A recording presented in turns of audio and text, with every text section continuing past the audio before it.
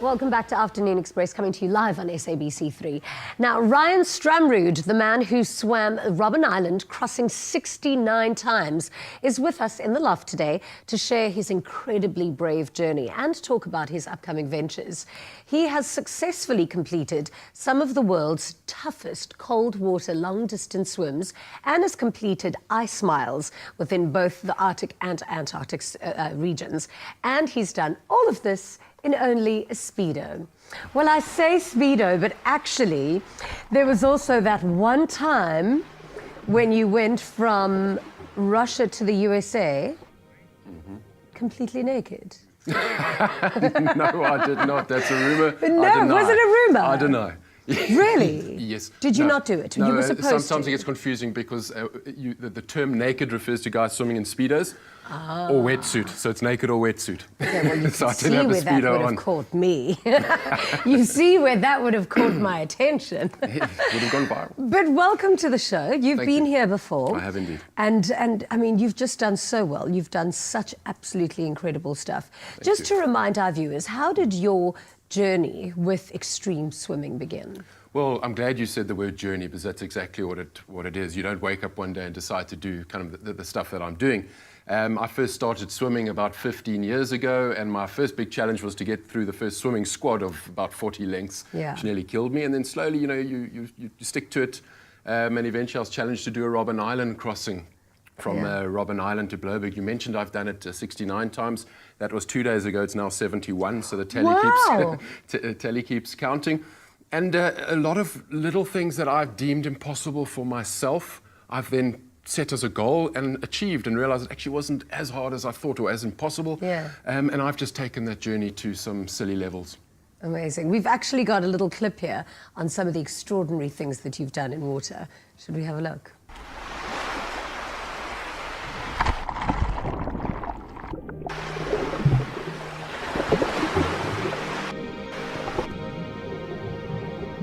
You're capable of certain stuff physically until your mind tells you you're capable of more. There's nothing special about me. I wasn't destined to do great things in sport. It was never my dream growing up. I've kind of fallen into it.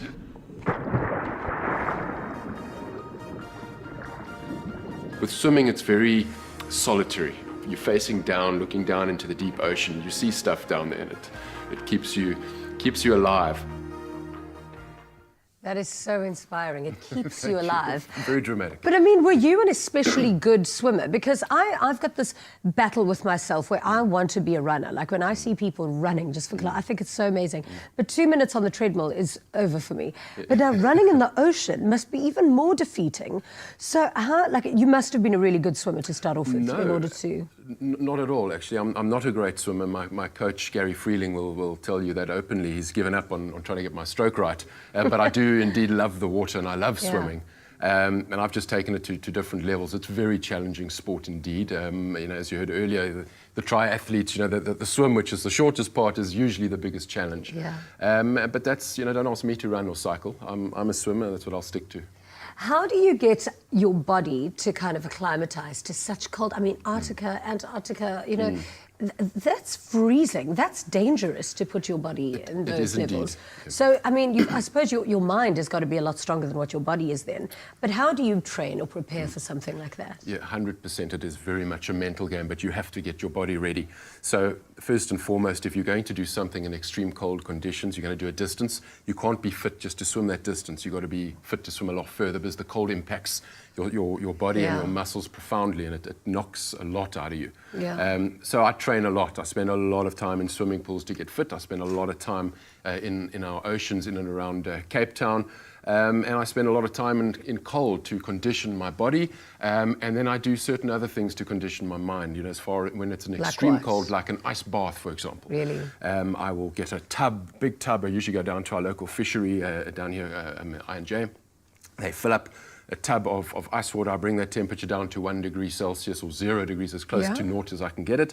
I get in my Speedo and I sit in that for about 10 minutes. And, you know, it's a terrible process. 10 minutes in a tub of ice, let me tell you how long that is. But while that's happening, I'm processing all the effects that are happening to my body. My mind is screaming at me to get out. It's that pain, panic, and fear that the defense mechanisms ignites. And I need to understand that and process it. And when I'm taking on a challenge in an extreme place, that I can understand that process and not be scared of it and try and extend my time wherever I'm going to go. And what is happening to your body when it's literally freezing? Like, how come it's not dangerous for you, where for anyone else who were to fall into that water, it would be pretty damaging to them? Well, first and foremost, I'm absolutely normal, so it's as dangerous for me as anybody else. However, I've trained to extend my time. And there is an end point. You know, at some point, you're going to lose all the warmth in your body, and hypothermia is going to kill you. A couple of us, however, because of our conditioning, because of the time we spend in those conditions, we have extended that quite greatly. Okay. Now, just because vanity is my only vice, I've got to ask, what kind of damage does that do to your skin, though, as well? Being in the salty water or being in an ice-cold bath, that must be, I mean, it's either anti-aging or it's going to age you. Like, what kind of effects does it have on your skin?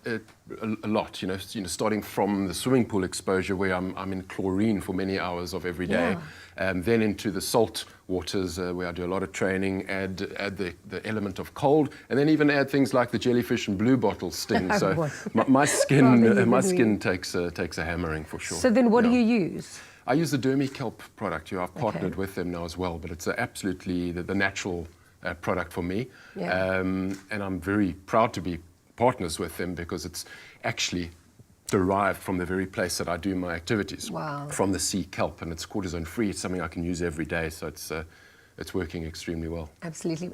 Now, I said you had swum from Robben Island 69 times. It's now 71, which means you're obviously in training. Is this for your Northern Channel swim? From the North Channel, yes. The North Channel. That's Ireland to Scotland. Ireland to Scotland, correct. That's so exciting. for my sins, I've signed up to make an attempt to swim from Ireland to Scotland. I did it 2 years ago with as a relay where we swam from Ireland to Scotland and back. I think that's where we spoke last, Jeannie. A relay with 6 people, very different. I'm now going to try and do it solo. It's a long distance, 35 kilometers. It's rated as one of the most difficult swims in the world to do. Why is channels. it? Is it cold? It's far and it's very cold. Okay. And they're unpredictable currents, and there's also a beast that lives there called the lion's mane jellyfish, who I've met many times. And, Tell me about the lion's mane jellyfish. It's huge. You should Google it Is it like at home. huge? Yeah, it gets as big as your car. The average size will probably be, I don't know, about that size, but it's got sort of 20 foot of tentacles that just go everywhere and you can't avoid it. And it just wraps around you. You get stuck in it. It's absolutely How are you not scared that it can it pull you under? It doesn't, no, it doesn't pull you. You know, it just floats, but it stings you proper. So you get that all over you, and the worst is when it wraps around your nose. You know, your goggles fill up with tears because it's so sore. But that said, it's so cold that you actually only feel half the effect. It's when you get out that the accumulation of the poison catches you. And then how do you look after yourself once you get out of the water? Is it just blankets, or do you have a whole treatment? There's a recovery process usually. Now, the North Channel is a very, very cold swim. It's not an ice swim.